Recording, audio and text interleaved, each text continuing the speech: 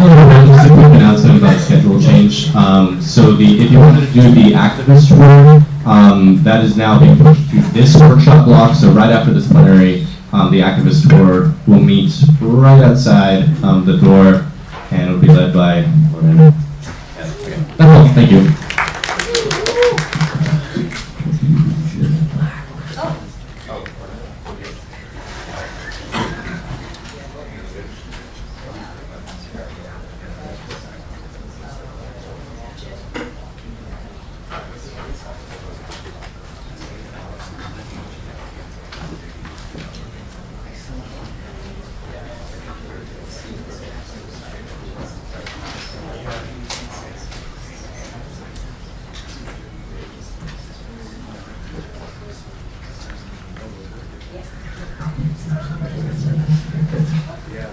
Do we have Lorenzo in the house? He will be introducing our next speakers.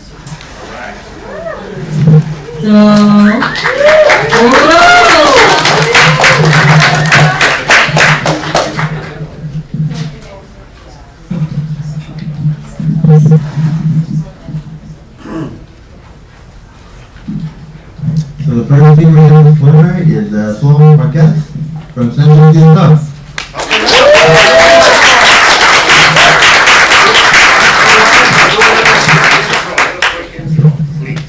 She's someone who's doing a lot of work right now against police brutality. Sorry. Yeah, someone's a great organizer from Central UCSB.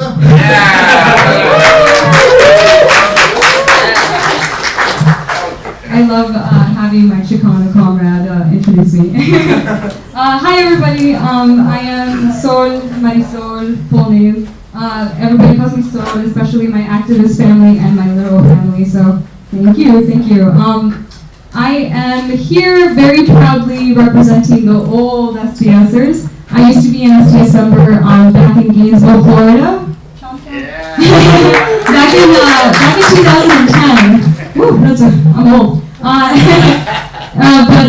then from Gainesville, we moved to Tampa, myself and a group of friends, and we started up a workus at the University of South Florida. So if there's Tampa in the house, I know Grizzly, you're Tampa in the house. Yes. And you know, we're here, we're talking to you about the struggle for equality, and that's equality for everybody. When we did SDS, I don't want to go too much into detail because I'm sure that your struggle in your SDS chapters and whatever chapter you do work in also battles for equality, right? But I'm going to briefly mention some of the work that SDS, when I was involved in it, what we did. So I'm sure that all of you here know the struggle of Trayvon Martin and trying to get justice for Trayvon, right? Yeah. In some ways, it was the catalyst for the Black Lives Matter movement, right? Dream defenders and all that. I know that comrade and I, we were out on the courthouse and we were trying to activate people into protesting and into fighting back. And all the while, George Zimmerman was pointing at us from the top of the courthouse and him and his lawyer laughing at us, you know? So it was what better way to show the contradiction than to have the vigilante up above staring at you and laughing at you, you know? So it was great to be able to work together with that. I am a Chicana. My parents immigrated. Hey, that's right, sister. My parents came, as they say, illegally to a land that had originally been theirs, but they came over. My mom swam the river, the Rio Grande. Operation Rio Grande is disgusting, but so she she swam, and by the way, she's not a swimmer. She still doesn't know how to swim, so how she made it probably is the reason why she's afraid to even step foot into a living body of water. She did almost drown, and almost all her family did almost drown, but they made it, and first stop for her was Texas. I know there's Texas in the house. And my dad, my mom, by the way, if anybody's familiar with Mexico, is Duranguense, so she's Norteña.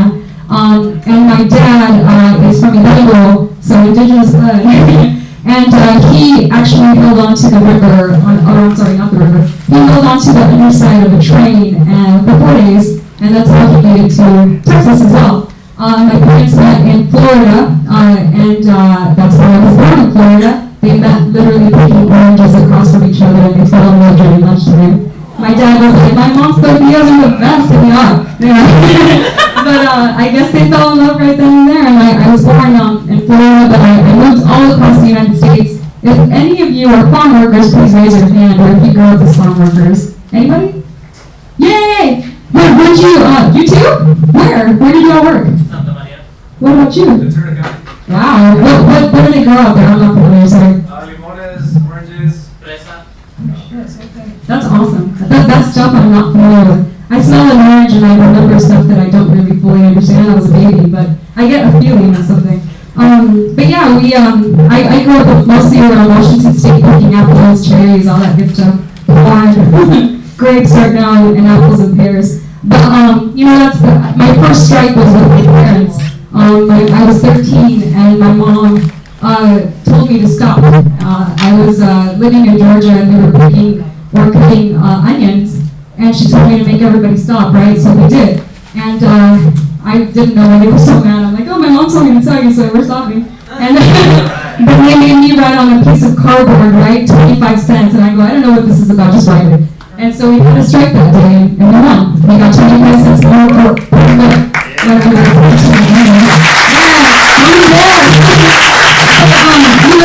the struggle for equality. You try to get equality no matter where you are. If you're on a farmland, if you're on the street, for Trayvon Martin, right? And so they were probably my first teachers, but SDS was definitely my second teacher. And we did work with Trayvon Martin when we were in Tampa. We did work against ice holds, and we were successful. They stopped working with 287G because we threatened to make it huge and make it known that they were holding undocumented people indefinitely, sometimes indefinitely, and until we eventually would deport them. And SDS also in Tampa and Tallahassee, of course, there was a battle for in-state tuition. Students are getting billed 3 times as much as a regular student, and that's a battle that Gigi can attest to. Is a very difficult one, but it's one that's necessary. There was also, now I live in Boyle Heights, and I know that there's a lot of you who are from my hood, and it's good to have you all here, but if you don't know about Boyle Heights, it is predominantly immigrant, and it is definitely a place where this battle for documentation, for equality is very present.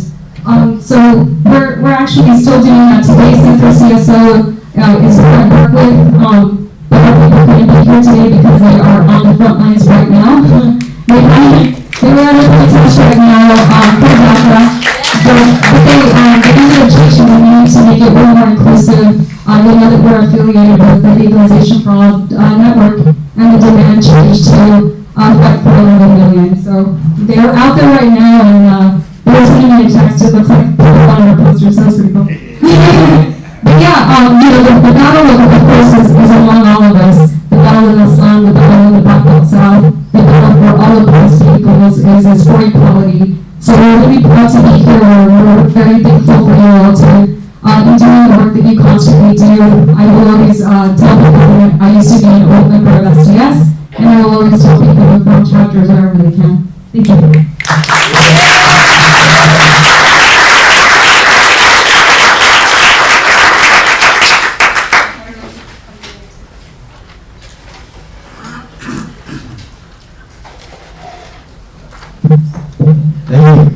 There's a little picture here.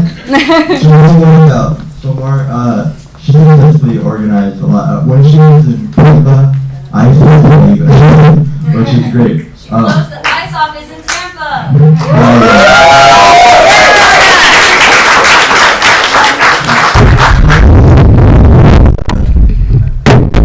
Struggles for continued justice and equality.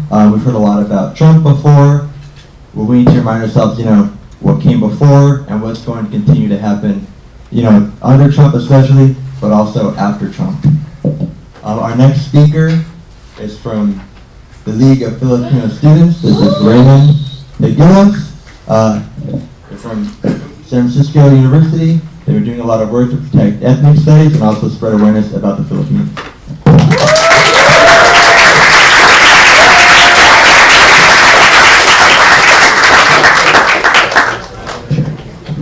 Hello. Cool.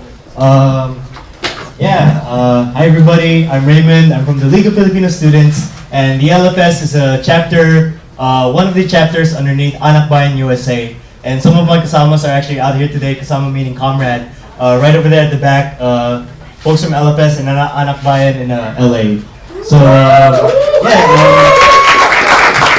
first of all, I'm very honored to be invited to speak or to portray thoughts, especially from a member of LFS and a member of the National Democratic Movement in the Philippines. So without further ado, I'm going to begin what I have prepared for today.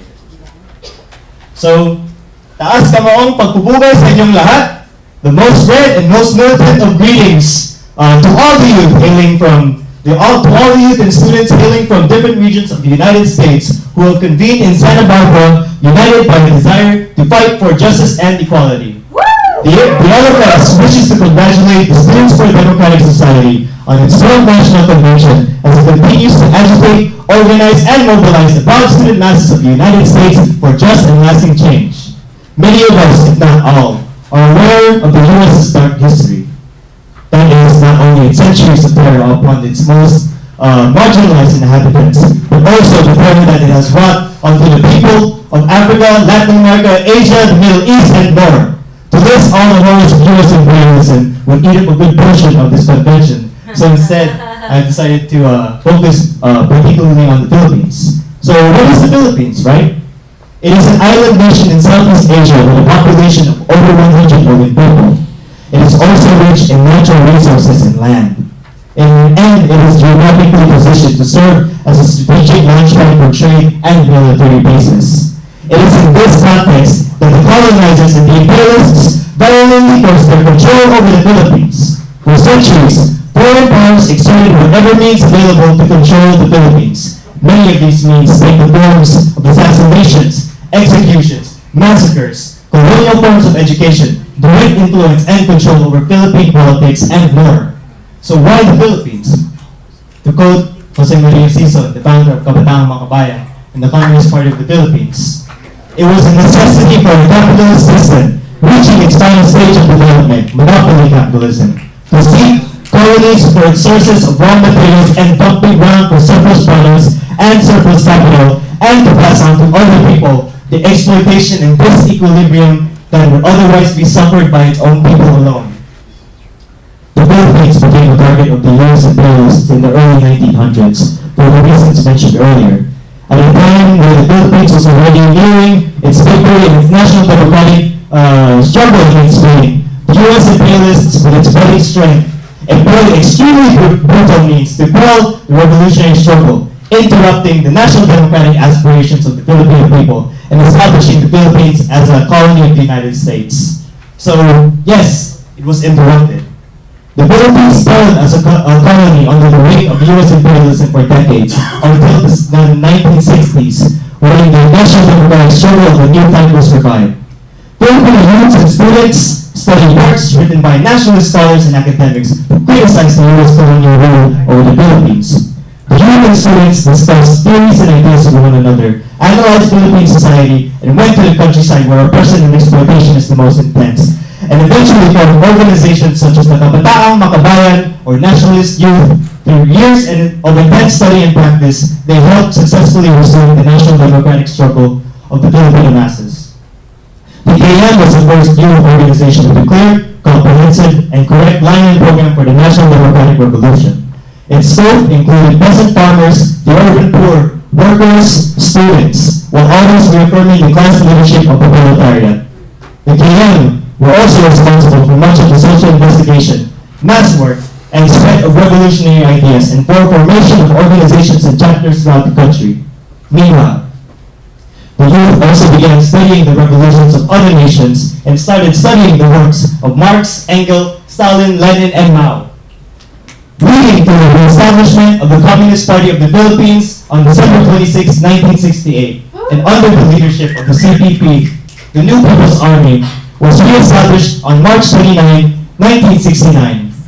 And in the countryside, the NPA waged a revolutionary armed struggle for the people's democratic aspirations. In the Philippines, it had become clear that the ruling classes could not maintain their rule in the old way anymore. In the face of the people's resistance building their strength, the US-backed dictator Ferdinand Marcos intensified fascism and state repression by declaring martial law or military rule, forcing these organizations to operate underground. However, above ground, the national democratic struggle was still being pursued, was still being advanced by the broad masses of Philippine society. Despite fascist tactics such as illegal detentions, torture, murder, disappearances, the people's struggle was only broadened. New organizations began to lead the masses in the cities, such as the League of Philippine Students, who were established in 1982. So today, mass organizations continue to lead the struggle in the cities, while in the countryside, the revolutionary struggle, the armed struggle, is being waged. The New People's Army, as well as the revolutionary mass organizations, stay true to serving their people's national democratic aspirations, leading the fight against imperialism, feudalism, and bureaucrat capitalism with the aim to overthrow the old rotten system and establish a new system that is genuinely for the people. Okay, so that was a whole spiel on the Philippines and its relation to U.S. imperialism, right? In the Philippines, there's a whole revolutionary movement going on to overthrow imperialism, U.S. imperialism. So, comrades and members of the SDS, many, if not all of us, are aware that there is a crisis. The theories of free market capitalism have been proven to be debunked as we expose the inherent tendency of capitalism to reach a stage of monopoly. And what crisis is this? This crisis is none other than the crisis of imperialism. In all areas of life, imperialism has wrought terror within the United States and abroad. The early U.S. built its capitalist nation on the labor of African slaves, generating a white supremacist, racist, fascist ideology to justify and maintain its economic interests. When Chinese immigrants first arrived in the United States, they were exploited for cheap labor, justified by the same white supremacist ideology also used to control, repress, and exploit. And it is no coincidence that a similar racist Islamophobic rhetoric is being used against Arab and Muslim folks in the U.S. today to justify the U.S. imperialists' war of aggression in the Middle East to secure strategic locations and resources, to position the U.S. imperialists to continue expanding, to justify the bombing of schools, mosques, hospitals, to justify the murder of millions and the displacement of hundreds of millions of people under the guise of anti-terrorism, when in fact the U.S. imperialists are the real terrorists.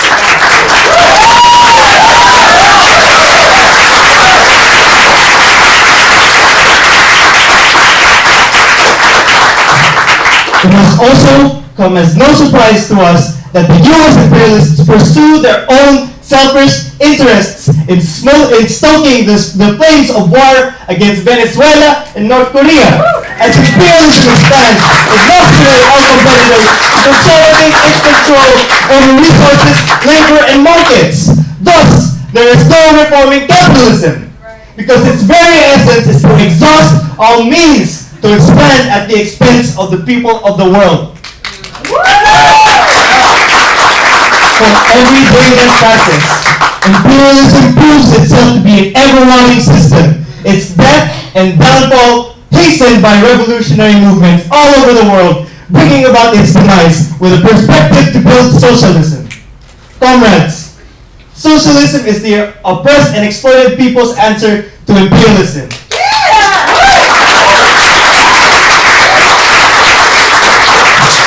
The proletariat, the working class, are exploited and oppressed by the bourgeoisie. The people of the world are exploited and oppressed by imperialism. And these are some of the primary contradictions in the world. Where the bourgeoisie pursues their own class interests, that is capitalism. If the proletariat or the masses of the world pursue their class interests, that is socialism. Capitalism aims to alienate and isolate the masses, profit and expand through exploitation, and oppress through violent means, whereas socialism aims to unite the people against those who have exploited and oppressed us for centuries. It aims to collectivize production and establish a culture and economy dependent on political power that serves the people. And to be achieved, it aims to resist and overcome capitalism through whatever means necessary. Socialism is the contradiction to imperialism. The system cannot hide its rottenness anymore. To do away with the inequalities of racism, the patriarchy, the poverty, we must do away with the economic system that thrives and profits off of these inequalities. Afterwards, establish a system that is genuinely for the people. So, where do we as activists fit in this whole scheme? As activists, we must constantly forge ourselves to become better in serving the people. In our fight for justice and equality, we must link and raise each particular issue to the larger structures and systems that are at play. We must build closer links with the people we serve, and in doing so, we can more effectively agitate, organize, and mobilize the masses to fight for their basic rights and to fight for their liberation. Finally, we must persist in our study and practice. We must excel in our studies of Marx, Lenin, of the lessons of revolutionary movements everywhere, of our own lessons and of our own lessons that we have learned in the past, and apply these theories in practice in our own analysis and work within society. Every setback we face must be overcome with arduous struggle, and as all the people's victories, big or small, inch us closer towards liberation. And that is why it is a hopeful struggle. So finally, I would like to end my portion by reflecting a little bit, because we're in Santa Barbara and I saw that beautiful the coastline that was crashing along the waves. So today in Santa Barbara we are here by the beautiful ocean. Having seen that shore where the water meets the land has made me think about how the waves persistently crash against the cliffside, eroding away the rocky exterior, reducing it into debris that will eventually be washed away. To me, the strength and persistence of the ocean signifies people's strength, while the seemingly immovable cliffside represents imperialism. As the ocean beats away at the rocky cliff, it causes it to crumble. The once large mass of solid now becomes debris somewhere at the bottom of the ocean, washed away by the tide of revolution. No matter what difficulty is faced, the people, united, will overcome all obstacles for liberation, to liberation.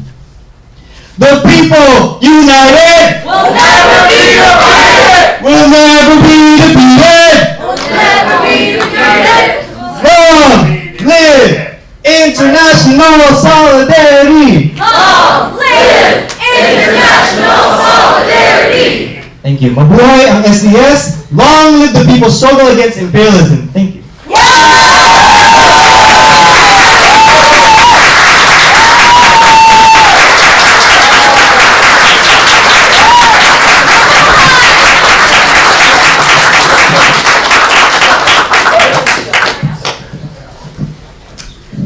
Following that, we have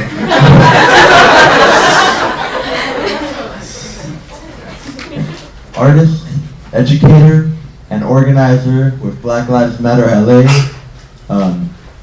talking about how to stay rooted, fruitful, and resilient in revolution. And that is TK.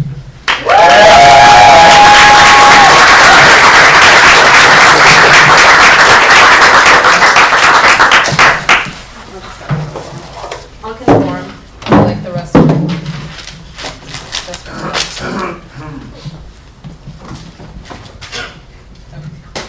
How are y'all doing? Cool. So before I ever kind of talk in a space, I like to set the intention of being really present. So I'd like to do 3 deep breaths to really bring us back to where we are. So this first breath is going to be for our ancestors, our transcestors, all those folks that walked before. So inhale. Exhale. This next breath is for all of us here in this room, those folks that stay present with us at any moment in time and really get us to where we need to be. Inhale. Exhale. This last breath, I want you to think of something fruitful. Think of something that you plant into the earth that you want to see be put into reality. For me, it's always like kids like blowing bubbles, flying kites, playing like chalk on the ground and stuff like that. So think about something that you want to happen in the future, an environment that you want to be a part of. Inhale it. As you exhale, see it be planted into the universe. And one more. Y'all still a little tense. Inhale. Exhale. Thank you. So my name is TK Flory. I'm from Black Lives Matter Los Angeles. I'm an original member. We started, folks mentioned before, Justice for Trayvon Martin. Folks may not know that Black Lives Matter actually started as Justice for Trayvon Martin Los Angeles. And so we actually were ignited by the verdict and things like that, but also just kind of a catalyst for all organizers everywhere really doing this work to really pinpoint the kind of injustices that we're dealing with, right? So now that I got y'all buttered up and relaxed, can everybody take out their phone? And you do an action for me. Because that's what solidarity really looks like, is actually putting your name down and signing on to things that are really messed up, right? So, if everybody can go to like http/ and then put in bit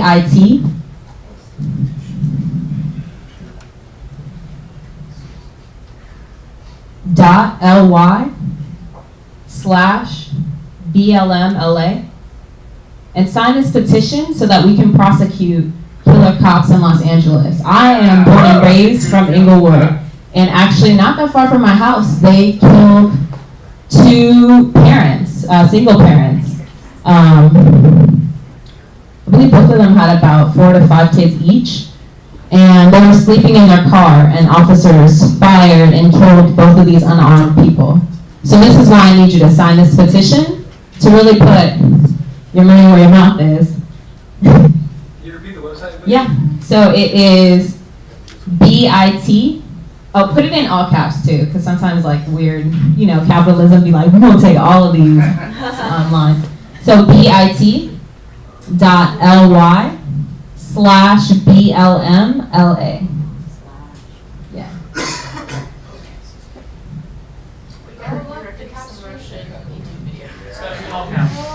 All caps. Did you do all caps? All caps. Do all caps again. That's how does the internet know? I got it. Capitalism, y'all. I got it. You got it? Okay, sweet. It's an organized form petition? Yes. Just really pushing Jackie Lacey to prosecute killer cops. We also have a Fire Back campaign. Los Angeles continues to be the leading murder state in the world, really. We have like 3 or 4 different law enforcements that you can all be entertained by all the time. How many people have it? If you did it, say yes. Yes. If you did it, say yes. Yes. Cool. Thank y'all. Awesome. So now that that's done, thanks for participating. A little bit more about me and what we're really here about. For myself, I always encourage people to take a step back. As we do revolutionary work and things like that, we have to really be fruitful with ourselves, right? And so an important thing to keep in mind is self-care. How many of y'all know about self-care? It's kind of like walking. Nobody's like, yeah! Everybody's like, I think so, right? Right. So self-care is the most important thing you can do for yourself at any moment in time, right? If you really want to be in this fight in the long haul, you have to be a foot soldier, right? And that means sustaining yourself, knowing your capacity, knowing when to step up, knowing when to step back. And so part of that, why I had you guys breathe earlier today, breathing is the #1 thing that you can do for yourself at any moment in time for self-care. You're at a rally, some crazy things went down, you're in class, somebody said something hella racist, homophobic, transphobic, Zionist, what can you do? You can breathe in that moment, bring yourself back to being a responder versus a reactor, right? Great. So, what do y'all do for self-care? Yoga. Everybody has a thing. Anybody else? Music. Music? Take your antidepressants. Antidepressants, right? But maybe not big pharma, but like, maybe some lavender. Lavender's a natural relaxant. It's planted in hella places. Like, I'll skate down the street all the time. And I'm like, oh, sweet lavender. Like, I'm totally gonna just like sniff on this right now. What else do you guys do? Journaling. Nice, right? One thing that sometimes we forget to think about as self-care is nourishment, right? But nourishment full body. So for your mind, your heart, and your soul, right? Because when those things are aligned, then you're able to push and do more. Yeah? Yes. Right? Thinking about, remember that every day your best looks different, right? Like sometimes we're like, I got this, I'm really good, like I went to a rally, I signed that petition, I like got this paper done, I'm good, I'm going, I'm done, right? But then we're like, did I really do anything for myself? And I'd like you to take a moment every day to really step back and be like, oh yeah, I like nourished my body, I like had real food, right? I didn't just eat crap all day. Maybe I had like an orange, that's cool. Maybe I had a strawberry or a nectarine. Like, remember how to truly nourish your body and your mind. Also thinking about nourishing your mind. Did you read a really good article? Did you talk to somebody today that told you you're awesome, you're incredible, you're beautiful, you're handsome, you know? Thinking about these things full circle, right? Because if we want to do something and sustain ourselves, we really have to think of the full mind, body, and soul. Yeah? Yeah. So, cool. So what are some of the things that keep us rooted and grounded? Interacting with friends and family. Right? Yeah, so part of being resilient and resistant is really remembering, especially at this pivotal moment in time, in the era of 45, remember to think about getting yourself prepared for all the things happening, right? Like no evacuation routes, like on some real, like know your neighbors, get to know who's in your neighborhood. I know my own city is going through a lot of different remapping, shall I say, like my flow of traffic has literally changed within the past few years. That's how much white people are interfering into my neighborhood and kicking most of the people of color out. Think about how do you really sustain yourself long term? Think about your future plans, really. Envision it, right? Like if you can visualize it, you can actualize it. And so think about where you want to be long haul, long term, especially moving forward in this era. Like we have this whole era of 45, right? And it's like, ooh, we're like almost a year in, right? There's gonna be more. But a way to stay resilient and resistant is to really have a wonderful day. Because remember at the end of the day, the system really wants to mess up your day. Like, damn, like I didn't get to do this, I didn't get to do that. It make you think about time management, like, oh, time is money, you didn't do this, you didn't do that, always keeps you in that rhythm, right? So to be resilient and truly powerful, step back and be like, no, it's cool. I'm in my own time zone. I'm great. I did this today. That was wonderful. I had a full belly laugh today. I blew some bubbles. I did coloring. Like, all of these things were awesome because they invested in myself, my true and beautiful, wonderful best self, right? So think about every day, how can you really connect to your best and true self? That's really all that I want to give to y'all. You're incredible, you're powerful. One thing that I'd like us to all say together, say, I love you like you are me. I love you like you are me. I love you like you are me. I love you like you are me. Turn to the person next to you. And say, I love you like you are me. Because truly when we love ourselves unapologetically, tenderly, we're able to do that revolutionary work, right? And so don't forget that. Sometimes we get lost in crowds, but remember, I love you like you are me. And you can do anything. You're powerful and incredible. Thank y'all. Thank you very much.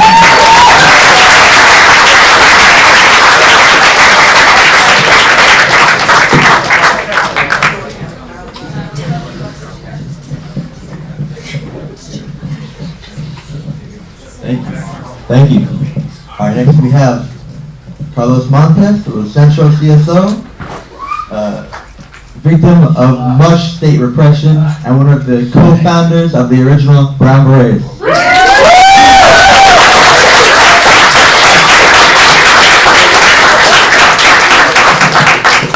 Let me get it started. Yeah, wow. I love it. Everybody has a unique way of presenting. I love that. Yeah. Is this a rally or is this a lecture? Is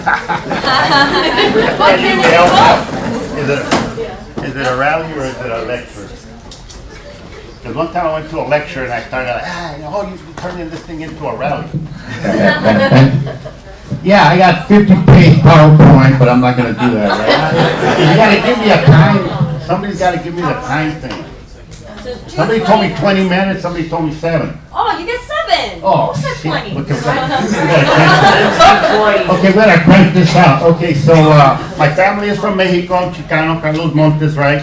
And I'm so old, right, that I got invited, but I was honored to be invited. It's not a joke, to the Bobby Seale's 80th birthday party celebration. Yeah, I was up there. I was a Chicano invited to do a panel on the Chicano movement at the 50th anniversary of the Black Panther Party founding in Oakland, right? And Bobby, they told us we were supposed to roast him. I said, I am not going to roast Bobby Seale. You know, he was the one, the Black Panthers used to give us the red book. We were in the Brown Berets. Okay, I better focus on it. No, it was true. That's why the East LA Brown Berets were a militant young Chicano working class group that took on the issues of police killings, the war in Vietnam, and the education, right? We were building a mass movement, and we were radicalized by the Black Liberation Movement when Geronimo Pratt and John Huggins came to East LA to talk about black and brown unity. Now, anybody know who they are? Sorry. Excuse me, let me back up a second. It was at the Parani Coffee House in East LA. John Huggins and Bunchy Carter, but I think I said Geronimo, right? See, I'm getting old. I met Geronimo a couple of years later. They were ex-gang members in South LA, the Slawsons, and they had become politicized and founded the chapter of the Black Panther Party in South LA. So they came to East LA to talk about black and brown unity. So John Huggins and Bunchy Carter were the founders of the Black Panther Party in South LA. They helped us talk about black and brown unity. Now, I had grown up in South LA when I came from Mexico, so I grew up with families who were fleeing Jim Crow racism from Louisiana, Mississippi. We were coming from Mexico, right? I didn't know a word of English. So we got along, you know, our parents got along because they were from the country, right? But John Huggins and Bunchy Carter were assassinated at UCSB. How many of you knew that, by the way? You know, there's a lot of our history that is lost out there. That's why we fought with the Pan-African Studies Department with Dr. Melina at Cal State LA for ethnic studies, black studies, Chicano studies. We were part of that struggle. But part of my rap that they wanted me to talk about was repression. You know, the struggle for self-determination, African-American people, Chicanos, is a long struggle. Chicanos, we've been fighting for equality, self-determination since years, since the colonization, but specifically the Mexican-American War of 1848-46, right? Where we have, oh, I forgot I had a PowerPoint presentation. Okay, what do I gotta click? They don't have a clicker?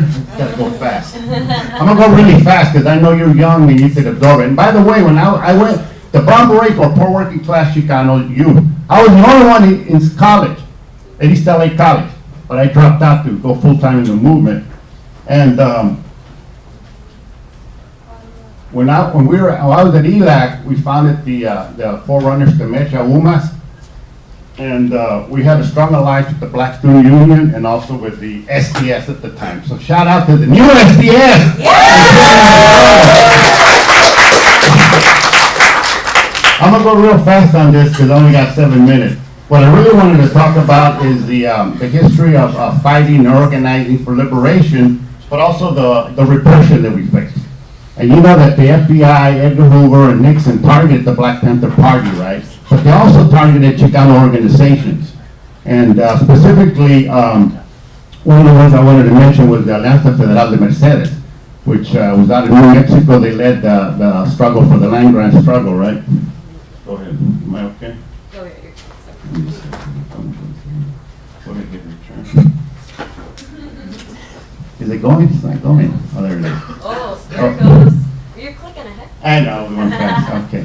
I didn't want to show the first picture because they said, you're egotistical, Carlos. That first one. They said I declared war. You did. No, I declared, I was at an anti-war rally. It was a peace thing. Everybody wants peace. We want peace. And we said, no, we want the Vietnamese to win the war.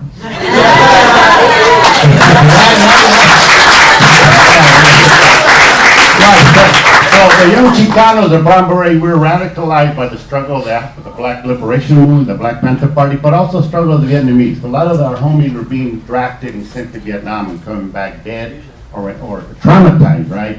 So we started, when the Black Panthers gave us the Red Book, we started studying Mao and Frantz Fanon and other classical revolutionary books. And the Vietnamese, said, hey, they're about socialism, self-determination, let's see what's all this about, Ho Chi Minh. So we became more radicalized in the 60s, where before that we thought that the enemy was, the white man, right? But we evolved to say the enemy is capitalism and U.S. imperialism, right? So, we organized against police killings, we organized East LA High School massive walkouts, massive demonstrations against the war in Vietnam, and we faced repression. One of the first things that was done, that the LA County Grand Jury indicted us, secret grand jury. It was historically used against leftist organizations in the U.S. where they convene a secret grand jury, they convene testimony, they indict you for conspiracy to disrupt the school system. It's well documented in this book right here. Also the Biltmore 6 case. The Biltmore 6 case was also an agent provocateur that infiltrated the organization and caused a fire in the Biltmore Hotel where Governor Reagan was speaking at the time. And we knew he was going to be the end and we were protesting against him. The book is called Racism on Trial, The Chicano Fight for Justice by Ian F. Haney Lopez. And I gave him copies of the transcripts of the different trials and stuff. That's why he was able to. He told me he was writing a legal essay and ended up doing the book. I talked about the Alianza Federal de Mercedes. They faced fierce repression, arrest, jailings. Reyes Lopez Terino, one of the founders, ended up doing federal time in prison. His family was also arrested. They were raising the issue of land, tierra o muerte, the issue that this is our land and we want our land back. They raised the issue of the self-determination for the Chicano nation, right? The Crusade for Justice in Denver, Colorado, a militant, community-based organization that fought for equality and self-determination, was also raided and shot up by the local police. Now this is in conjunction with what they call the counterintelligence program, COINTELPRO, which was a program that they used back in the 60s and 70s. Nowadays they have new names for them, anti-terrorist task forces. They have all these acronyms for it, right? But COINTELPRO is well documented. You can read the history of the FBI, several books on that, where the FBI, in conjunction with the local police, not only organized to gather intelligence on so-called hate groups, right, but also to infiltrate. So specifically, the Brown Berets, we were infiltrated by the LAPD. They had several divisions, the PDID, Public Store Intelligence Division. They had the SOC, Special Operations for Conspiracy. They had Richard Avila, who joined the Brown Berets as a student activist from Lincoln High School after the walkouts. He looked just like you, young, innocent, I'm a student, right? He'd been recruited right out of the academy by LAPD to infiltrate and gather intelligence. The second guy they sent in at the same time was Fernando Sumaya. Now his order was to create arrest, to disrupt the organization. Fernando Sumaya had a tattoo, long hair, Pendleton, khakis. He always advocated, let's go shoot up the Safeway. Let's go firebomb the Safeway. Why the Safeway? During the 60s, why? Because, the great boycott. Cesar Chavez, right? They weren't, So, at first, we said, hey, no, be cool, we got to organize, we boycott grapes, support the farm workers, the Filipino workers. We organized mass actions, strikes, protests, right? We did believe in advocating self-defense, but we weren't about to go out there and start shooting the cops, right? That's agent provocateurism, adventurism, which some folks out there nowadays are calling for that kind of stuff. Like now, Nice try, FBI. What's that? Stop FBI, what? It's a nice try, FBI. They're probably agent provocateurs, right? Or probably not. No, that's part of fighting repression. They have to be careful. And what they usually do when they send in cops, and then later on one comes out, they already have another one in there. So you figure, we already discovered the guy. So this was LAPD.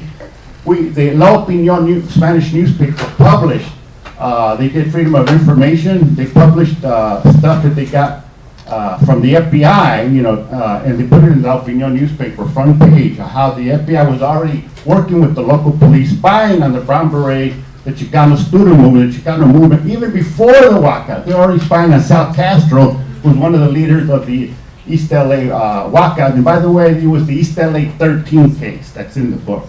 East LA 13 were 13 people who were arrested for conspiracy to disrupt the school system. When you conspire to do a misdemeanor, it becomes a felony. So we faced like 6, 7 different felonies. Our famous attorney was Oscar Zeta Costa, the Brown Buffalo. He's part of history. There's the new movie that came out. He was, what is the name of the movie he's in? It's called Brown Buffalo. No, the other one. Oh, the other one? It's that Fear and Loathing. Johnny Depp. Fear and Loathing in Las Vegas. That lawyer. He was Chicano. He's still in hiding. So the other, the infiltration continued. I just want to emphasize that Fernando Sumaya got 2 Brown Berets to go firebomb a Safeway, right? And they were Chicanos who became active politically. They had been in Vietnam. They were in the airborne paratroopers, so they're all down, right? And I kept saying, don't do this shit. This guy just a militant dude. Don't advocate, violence. We advocate self-defense. Main thing we want organizing. The purpose of this cop was to disrupt the organization, destroy the organization, agent provocateurs, right? We used to call them super militantes, ultras, whatever. There's some folks in East LA, Bullhite, that are advocating some kind of stuff. We're organizing families against police killings, right? We organize for protests in front of the police station. We work with Black Lives Matter in the petition. We have another petition that's, and the petition has the black families, the Chicano families, right? And they're undocumented families. We go to the police commission meeting. We go in front of LAPD. Every Tuesday, if you're in LA, come downtown. Come join Right. us. And we've been there, we speak up, and we denounce it, right? And we get attacked by the ultra left that's saying that we're misleading the masses. We should be calling for Armstrong. Give me a fucking break. Give me a fucking break, man. We believe in strong solidarity with depressed people throughout the world. I give you the example of learning from Vietnam, right? That they have a right, to support that. They got rid of the Japanese invaders and the French, the Japanese, and the U.S. So that was what I grew up with, learning for solidarity of oppressed nations. That's why I've been to Colombia, I've been to Cuba, right? I've been to Mexico, and I've gone on human rights tours. And I've come back to the United States and denounced U.S. policy in Colombia. Plan Colombia, where Clinton was putting $1 billion of money supposedly against the drug trade, but it was for the military against the revolution, right? So I never had the pleasure, I've been invited to the Philippines. I'm sorry, I've never been there, but so we support the struggle in the Philippines. So for that kind of work, I've been accused of being a domestic terrorist, right? So the police raided, I forgot one. There was the Chicano Moratorium, the Chicano movement against the anti-war. We infiltrated by the police, Frank Martinez. The Chicano Moratorium was a massive march against the war in Vietnam. It's gonna go fast. These are past fighters. These are past fighters, right? A lot of women. Emma Tenayuca, the Chicana communist, John Parsons. The Chicano Moratorium against the war in Vietnam, 30,000 people marching. Campaign. You're okay, we're still okay on time. Yeah, all right, I'm trying to go fast. Okay. Okay, look, check this out. The Brown Beret organized the first Chicano Moratorium against the war in Vietnam in December 1969. Right, that was there right there. And by the way, that's me marching in the front, little skinny guy with the berets. And then the massive one was August 29, 1970. 30,000 family people marching in East LA denouncing the war. Peaceful rally at Laguna Park, which is now Salazar Park. We had music, speakers, and there's movies about it. You can Google it, Recon 29, August 29, Chicano Moratorium. We're brutally attacked by the combined forces of the LAPD, the sheriff, and other police departments throughout the area, right? Brutally attacked, tear gas, the rally, the peaceful rally, right? And the whole community got tear gas, But the young men and women fought back with their hands, and some sheriffs went down, you know, with just hands and sticks, right? And so it was a rebellion, the August 29 Chicano Rebellion. And then the community rebelled, and it went down the street. And Ruben Salazar, who was originally from Juarez, came to El Paso Times, and then LA Times, then was international journalist. He was in Mexico, Santo Domingo, I think even Cuba, Vietnam, and then became a director of news for Univision, who used to cover the issue of police killings and immigration, and it was very, in interviews to Brown Berets, you know, and would tell us, the system works, Carlos, the system works, try, and we're saying, no, by that time we were rebelling on the revolution, right? And he was a well-known journalist. August 29, 1970, he was killed by the sheriffs. Of course, they said it was an accident, but he had his media badges on. His cameraman said, we're media, we're media, we want to get out of the Silver Dollar Bar, let us out. No, there's a man with a gun. They pushed him back in, they shot him in the head with a tear gas missile projectile, not the canister type, the ones that used to go to barricaded situations. He was killed, right?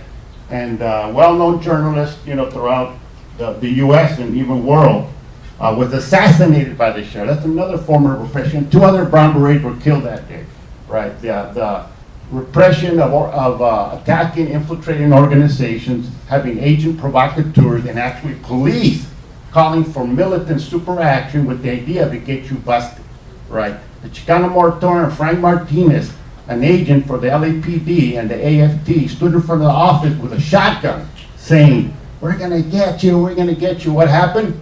They did a raid, they busted everybody, right? So we got to focus on organizing, training our community to be organized to do direct action, militant, united front actions, right? When someone calls, I'm not saying, you know, when someone calls, well, adventurous, what's the right term? Adventurous, super, you know, Luis Valdez had a play, the Teatro Campesino, he called it El Militante. Who could be more militant than the other one, you know? Well, I got a brown beret, I got a beard, I got glass, I got a cactus, you know, I got what actions, you know, and people would say, well, check him out. I said, you got to take care of your feet, remember? So he said, well, I got what actions, take care of my feet. I'm making fun that, you know, these super militant adventurous, that some of them we have in Ball Heights that are like attack folks that are organizing the community against police killings, right? So you have to watch out for those. They're either agent provocateur or straight out police, right? And the best way to expose them is to, you know, your organization has got to do security check, find out where people work and live. But focus on grassroots organizing and unite. So I mentioned the books. So, you know, the last raid in my house was the SWAT team of the sheriff and the FBI, and the search warrant, the long one, said I'm under investigation for providing material support to the PFLP and the FARC. Yeah. Okay? Yeah, right. They didn't have no proof that I provided material support. They were doing an investigation. So they ransacked my house 5 in the morning, arrested me, you know, went to trial, I was found not guilty, I was out. But you know, all the ladies in the community, the señoras, were saying, oh, Carlos, no es terrorista, él es un activista. He's an activist. He was a facade, you know, but accusing me of terrorism because I'm in solidarity with the struggle of oppressed nations in the Philippines, Colombia, Venezuela. So, you know, I advocate for self-determination for the Chicanos, blacks, you know, the strategic alliance that the brother put out from the AAA, or AAA, I like the way you said it, the strategic alliance with working people throughout the United States. We're going to create a revolution here. So we just have to organize, unite, and be careful that we don't get infiltrated and disrupted. We know that Jesse, is it Jesse Helms? Or not Jesse Helms? What's Sessions? See, I'm getting old, right? But the new Attorney General, what's his name? I forget. Sessions. You know, that sucker's coming after me, right? That little sucker, man, he's, that little sucker, yeah, what's his name? Trump already gave an executive order giving police more powers. He's supporting the Blue Lives Matter movement. Trump is, right? So I'm just saying, don't be afraid, just organize, base yourself in the community, build the base, organize, we'll all support each other. If something comes down, you know, we'll be in solidarity. And support the struggles abroad, because we're gonna get down with this imperialism. We support oppressed nations throughout the world. They're rebelling against your imperialism, and we are in the belly of the beast. So we can like, Anyway, I'm gonna stop. I'm gonna do Chicano part black, part white. What do we want? What's the Chicano? Power! Black! Power! Woman! Power! Student! Power! Gay! Power! Working class! Power! All right.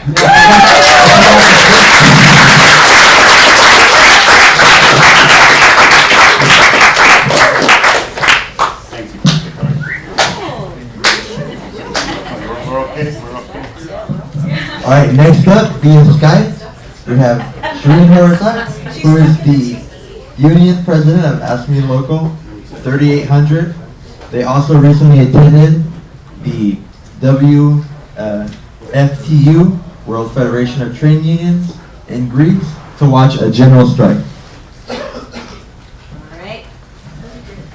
Uh-oh. Yeah. Can you have the camera pointed towards us? Oh, to have her see you all? Yeah. Ooh. Oh, yeah. Shrink! Hello! Everybody says hi! Can you hear us? Not today.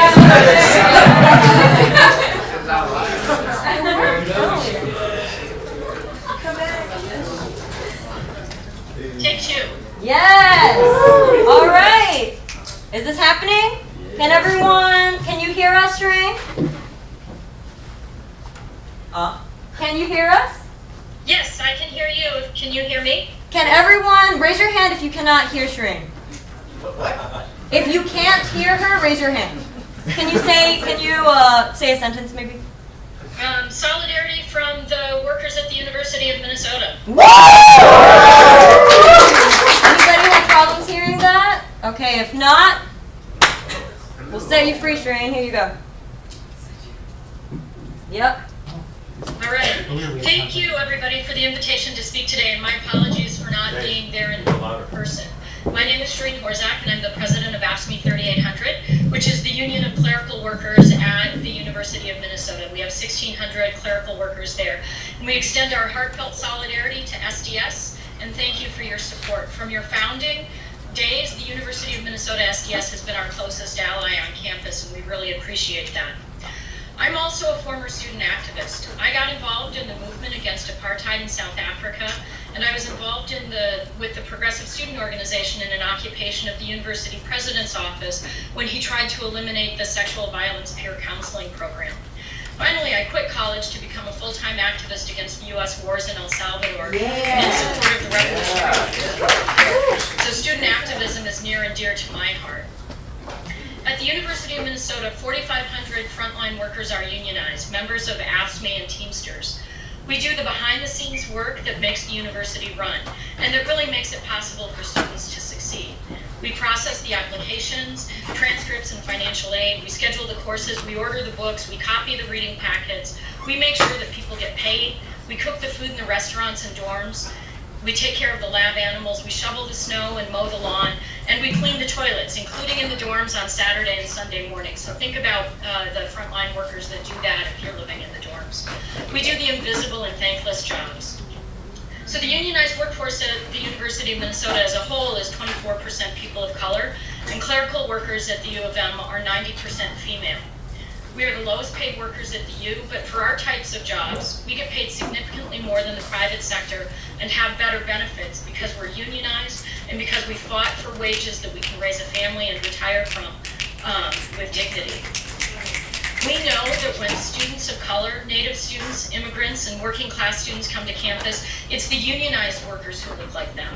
The university administration pretends to care about student diversity, but shows its true colors in the way it treats its most diverse work staff.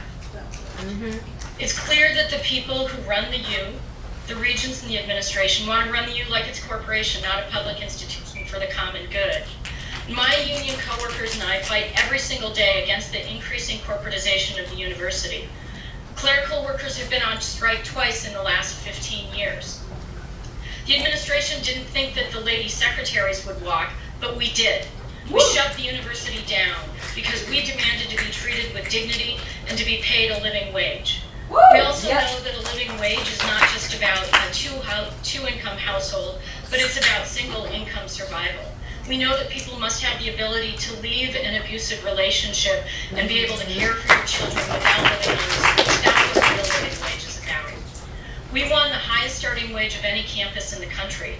In our last contract, we won 6 weeks of paid maternity leave. We continue to maintain some of the best health insurance that exists. And we just won non-discrimination protections for our transgender and gender non-binary coworkers. We know that when we fight, we win. Well, to be more accurate, when you fight, you don't always win, but if you don't fight, you're bound to lose. And we understand that. So we're currently in contract negotiations at the U, and we're in a fierce battle with the administration, who see the political environment and want to bust our unions and roll back the gains that we've made. Next week, Teamsters will be voting on whether or not to authorize a strike, and we call upon SDS to stand in solidarity with the workers at the U of M in our fight for dignity and better wages. The labor movement right now is under incredible attack. The latest effort is the Supreme Court case called Janus versus AFSCME Council 31, which intends to gut public sector unions nationwide. With Trump's appointment of Gorsuch to the Supreme Court, it's virtually guaranteed to roll back 40 years of case law and financially crippled unions. Make no mistake, though, that the attacks would have continued under Hillary because both she and Trump aren't just individuals. They represent an entire class of people who want to destroy us. Trump is just a bit more vicious and widespread in his efforts.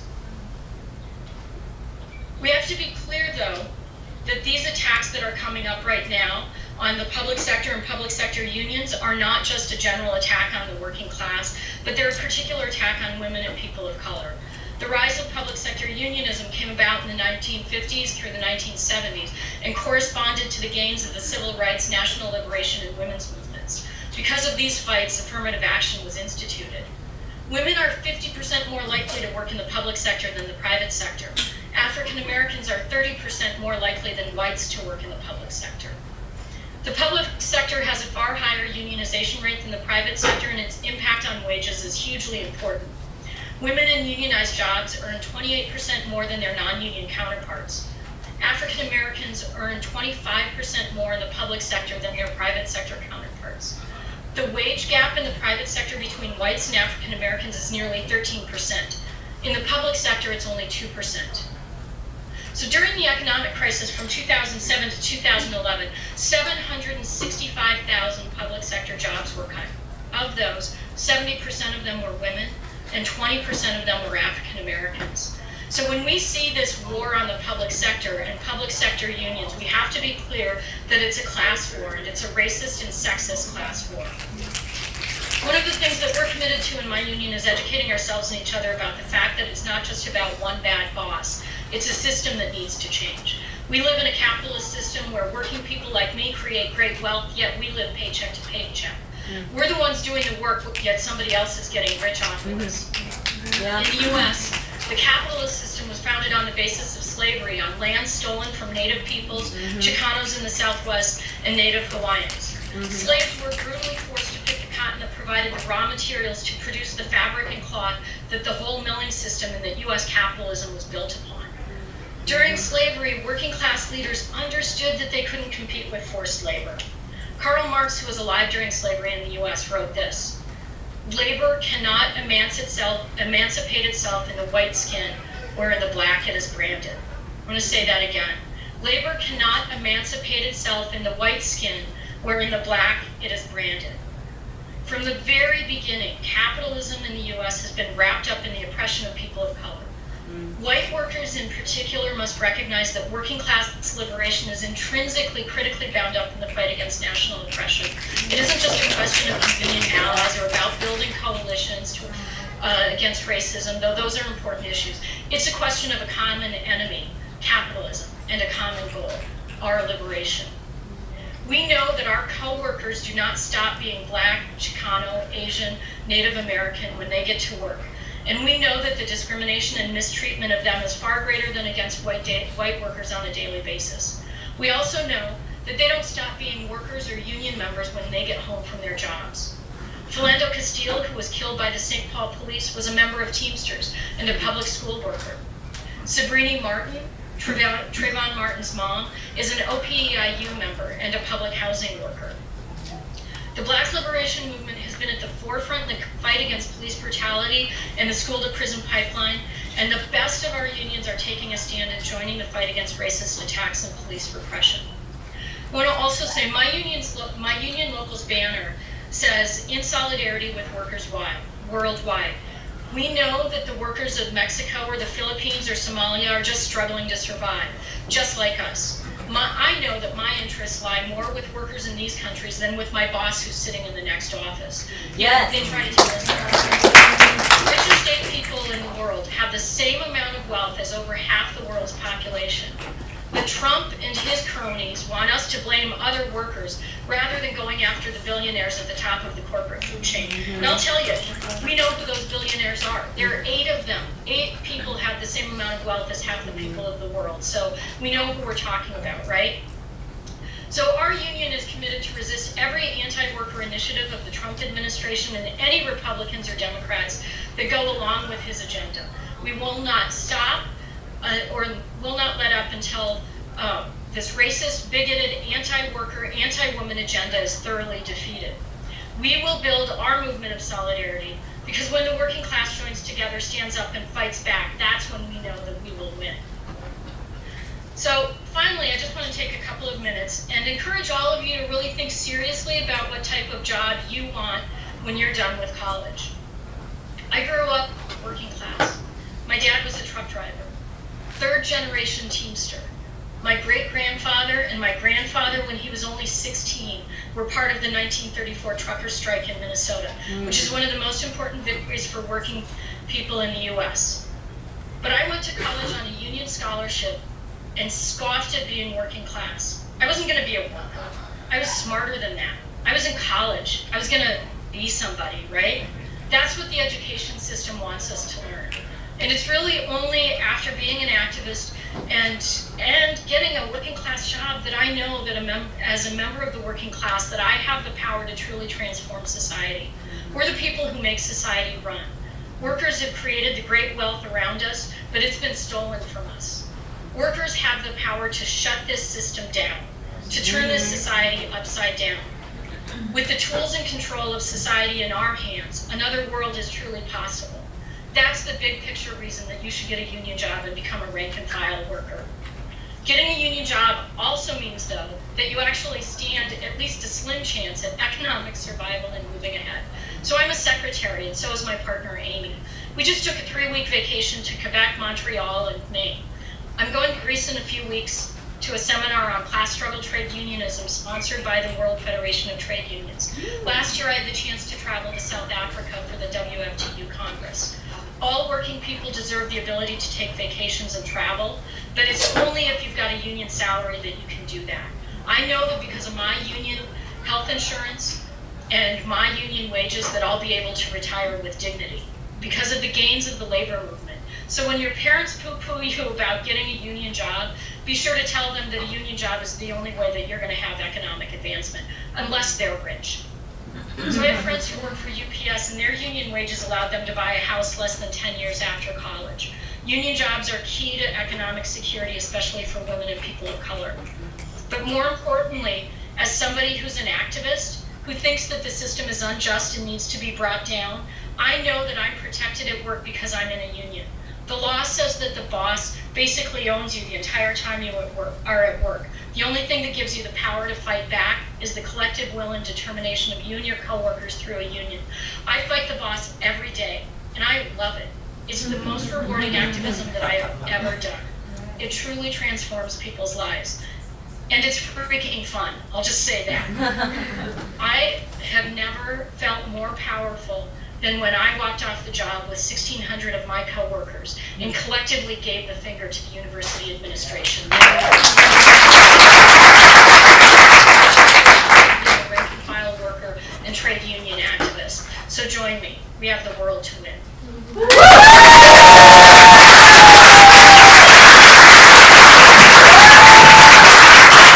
When the Working class are under attack, what do we do? Unions are under attack, what do we do?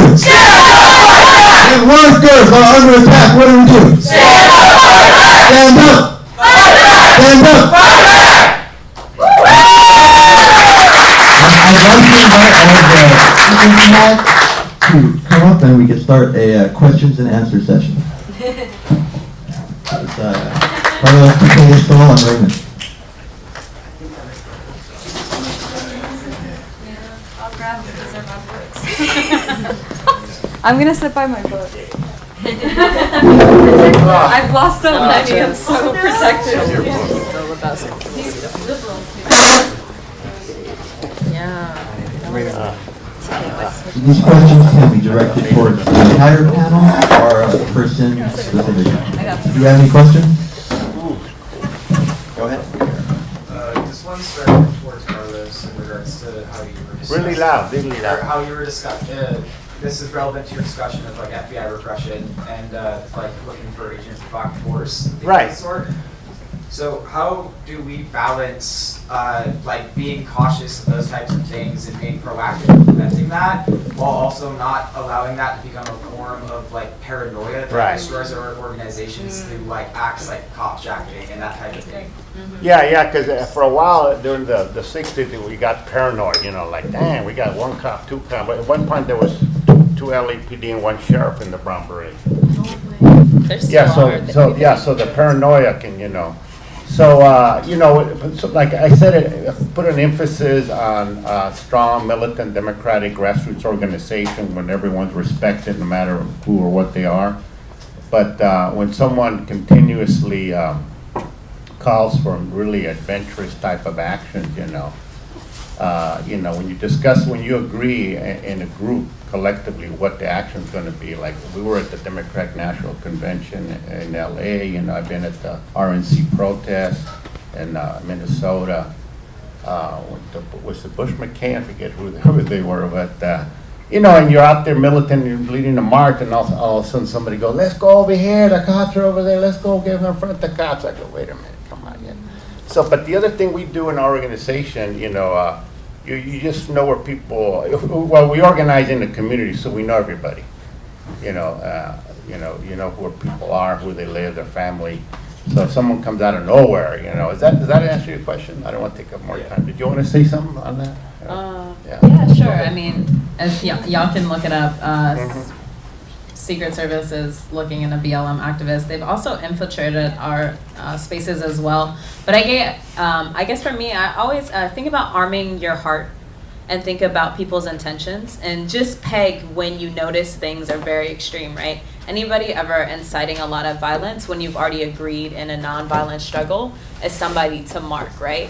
And you don't necessarily have to like confirm with all these other people, but turn to somebody you trust and just be like, we're gonna note this, right? So that when the time comes, if your life is on the line, you know how to deduce where you really want to go, because that's really what it is. Always think of time, place, and condition, and outcome. You want to respond and not react, right?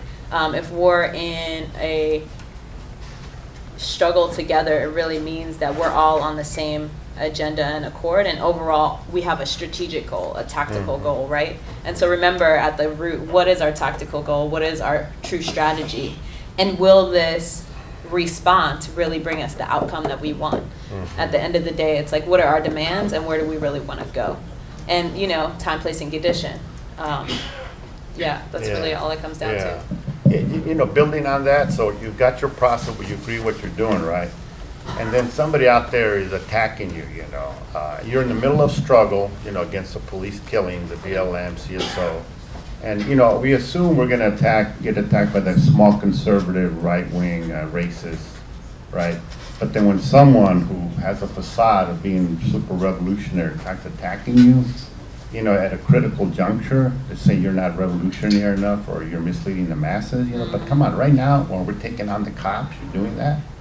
I'm willing to accept, criticism, right? But come on, now when I'm fighting the cop, listen, you know. So what? Because then that's also, Yeah. you have to think about the collective danger, right? Because once somebody steps outside of that, then it can put everybody else's life at risk. So really, travel in groups of threes, like have at least 2 other people that you trust with your life whenever you go somewhere. That way, to like handle this situation, 1 to record. Always remember, we're in the age of like digitalization. Like we need to use these things. Like the government is always documenting us. We need to document them as well. So don't forget, groups of threes and things like that. People you trust, have your hardcore people you trust, and then be like, cool, we can even have somebody new, but like I'm still getting to know you, and I want to know like where do you live, where's your family live, where y'all from, do my friends know you if you know all these people? Because some people will be like, oh, well, I met them through the internet. So hold on, wait, let's go back. How do I really know you, and where do you really trying to do? People's intention, and trust yourself and your spirit. Like if something does not feel right, I feel like being in the movement for so long, like if it does not feel right, don't do it. Don't go with it. Like trust your gut. Your gut always knows. Trust yourself. If Raymond or Sol had a response. I do not know. I think they did a good job. Maybe just to talk about personal experiences. In Santa Rocia, so the families who we do work with, a lot of them are undocumented. So when people try to enter our meetings, because they're public, anybody's welcome, and they try to make us escalate it into something way more militant that's putting them at risk, we put the brakes. We're like, no, unacceptable. Was there another question? Go ahead. For Carlos, hi. My name is Jeff. Are you an old SDSer from the 60s? Yeah, SDS New Haven. Damn. All right. Thanks. Shout out from New Haven because I was there at Yale facing 40,000 National Guardsmen for Bobby Seale. Wow. Yay, good history. Mentioning Bobby Seale, we had a recent original Black Panther artist here on campus last year. Who, the logo with the panther? Yeah. The guy who designed that logo was right here on campus. Down. I got to meet him. It's just amazing. Glad you're here. So thank you for that. And what I wanted to ask you about is, I remember back in the day when Kiko Martinez, was on everyone's mind. Oh, Kiko, yeah, he was on the run. And there was a lot of talk. There was something called the Santa Barbara Statement, I believe. And there was this concept of Aslan. Yeah. And for a while, everybody's talking about, well, wait a minute, this all used to be owned by Mexico, and there was this kind of fraudulent war that got started. They reinstalled a pump at Santa Ana just so you could sell California and Texas to the United States for a pittance. And people used to talk about, well, wait a minute, and this idea of Aslan. So my question to you is, now we have Brexit, and we have Catalonia. Can you riff on the idea of Aslan a little bit for us? Yeah. By the way, Kiko Martinez was repression. Had to go underground, leave. And I forgot to say I had to go underground for 7 years. Right? I was on the run. I was living in Mexico, Yucatan, and then back to Texas. But no, you know what? The right of self-determination for oppressed nations. We acknowledge the right of sovereignty and self-determination for indigenous communities in the Southwest. But also, even the UN Declaration of Human Rights acknowledges the right of self-determination for oppressed people, the African American Black nation in the South, the Chicano nation in the Southwest. Historically constituted community, common culture, economy, psychological makeup. We have the right to self-determination. How it politically manifests itself is by building the movement, but that demand has to be raised to have equality and unity among the U.S. working class. So that answers your question. So now you have. Everybody acknowledges the right of independence for Puerto Rico, right? And I've been to Puerto Rico and I have many comrade friends there. An island that's 30 by 100 miles, and also Hawaii. And we had Catalonia, the boat. I haven't studied the whole Catalonia thing, right? But the right of self-determination is a fundamental right of oppressed nations. Are we an oppressed nation, the Chicanos of the Southwest? I believe that we are. We have that right. Does that answer your question? Kind of, or what? Or does anybody here want to build on it here on the front here? So I know you want to comment on it, right? Let me go on some more. I got the mic. No, so yeah, the UN. So scientific analysis. historically constituted community of people with a common culture, economy, the Chicanos, the railroad, the ranches, the copper mine. I work at Phelps Dodge in El Paso, Texas, the Chicano copper miners. So there's a history of building the economy, the culture of the Southwest. When Reyes López Tejerina, the Alianza Federal de Mercedes, said we want our land back, he met with indigenous folks first. He always acknowledged the right of indigenous communities to sovereignty and self-determination. So let me stop here. I don't know if we'll give the mic to, give it to Lorenzo. There's another comment by anyone? You said it actually. Yeah. Oh. And then I think we should give Carlos a bit of a break. There's a question for Yeah. the entire panel. Anyone else I want to had my comment? coffee. Right, and this is how you begin it. Yeah. So this is for Raymond and everyone as well. So how can different groups and organizations here support and make visible and fight alongside the National Democratic Movement? And also with the other panelists as well, like how do you envision linking to the anti-imperialist and make visible the anti-war movement and that struggle? Linking to your struggles to the anti-war. Good question. So first, we must recognize that that as the National Democratic Movement advances, it will face different sorts of attacks from the reactionary government of the Philippines and the U.S. imperialists as the people that they serve. So some forms of intense, some forms of repression that the reactionary forces engage in is black propaganda. They engage in slandering the movement, spreading untruths or lies about the movement. Second, the United States imperialists also fund the armed forces of the Philippines and the Philippine National Police. So there's a direct financial link from the taxes that folks here in the United States pay to the suppression of the revolutionary forces in the Philippines. So those are two things. First is public opinion.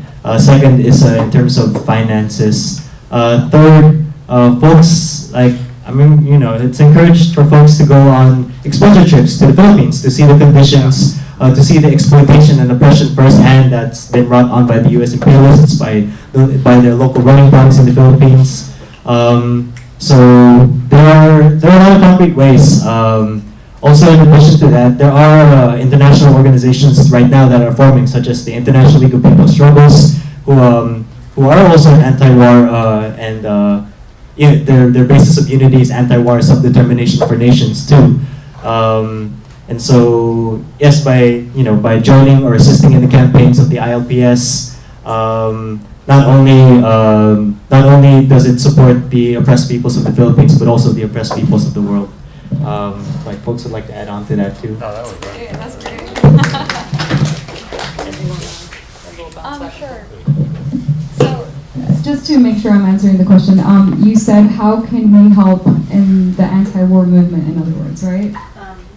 And linked to like anti-imperialist struggle. Perfect. So I believe that SDS is very good at doing that, right? I know that I joined SDS in 2010 because they were doing work around the Afghanistan, colonizing. But I went because my brother actually joined the military, and he is the only one in our family who was not a U.S. citizen. He was born in Mexico, and so I know that he joined because he wanted to be a citizen, and it expedited that. But it came with a whole lot of baggage.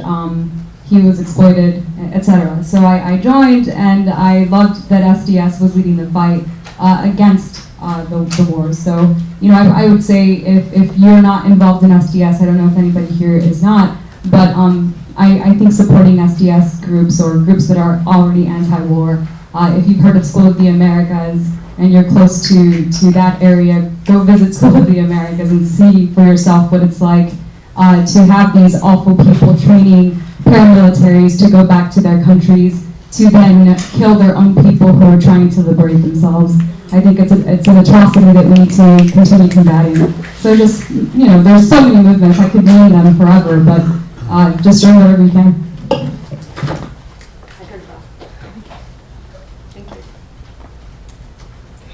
Go ahead.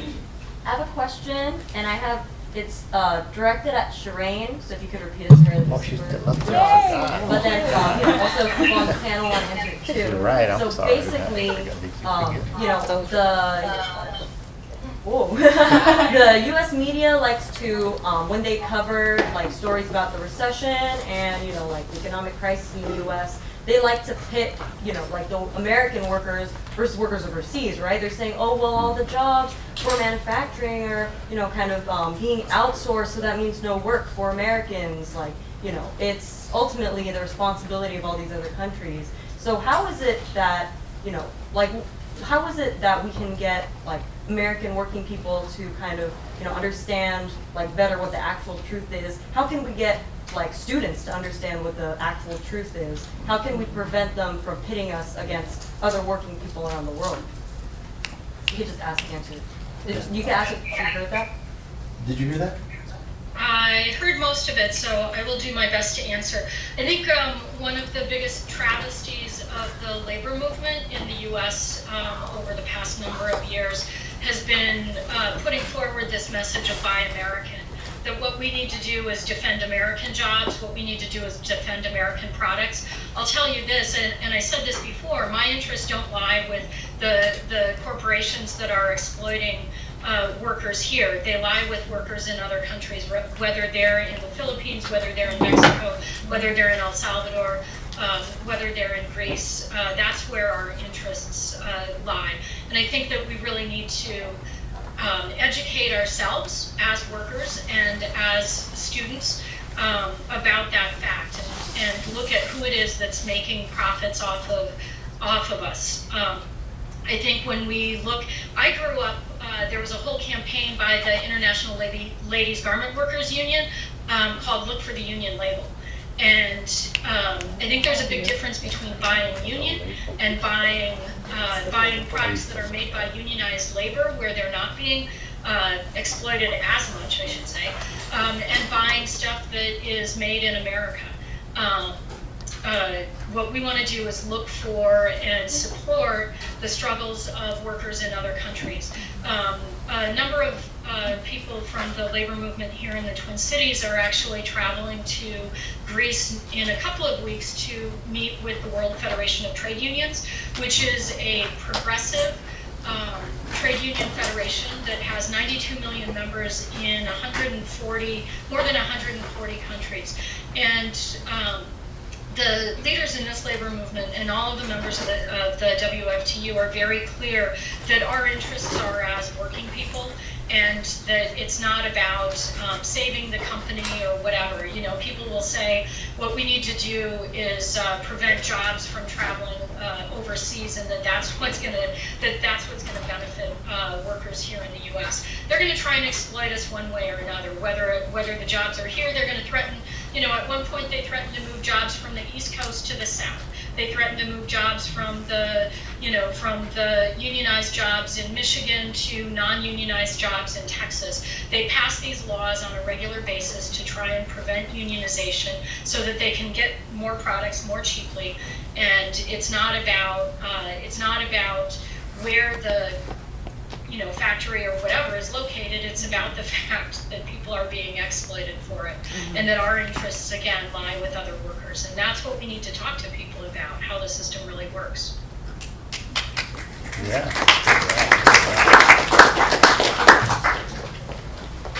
Go ahead, Fred. Testing. Cool. Just to follow up on that, remember to buy local and support your local street vendors, like Unreal. Like, if you really want to support, like, here at home, then you support the people here who are on their hustle. Like, instead of ordering all your shit off Amazon, go and see who has it in your neighborhood and ask somebody else who knows somebody, like on some real, like we have to support one another. We have to really support our communities. That's part of what's happening with like all this gentrification and displacement of our peoples, right? It's because our local folks no longer have like physical space to do that, right? So we gotta go out and really support them and find them. And on the forefront, I really wanna give love to all of our femmes, all of our trans folks out there. Like, support that femme hustle, like on some real shit. Like, you know, folks show up into different places and they give a lot. So really put your money where your mouth is and support the people who really support you and your best self.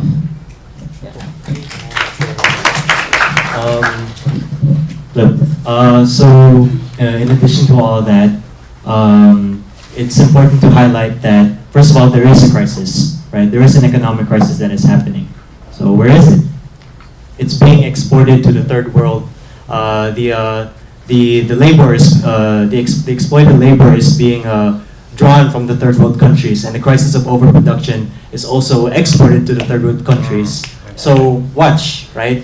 If one of the countries, one of these semi-colonies rise up and achieve the stage of revolution and successfully cut off an arm of the imperialists like octopus or whatever, then that beast will weaken, right? And the crisis within the United States will continue to show itself and surface.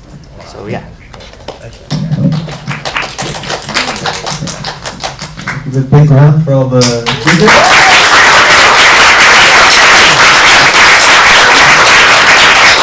Now we're going into the second workshop block. 1 hour. 1 hour and then come back. So 4 o'clock back.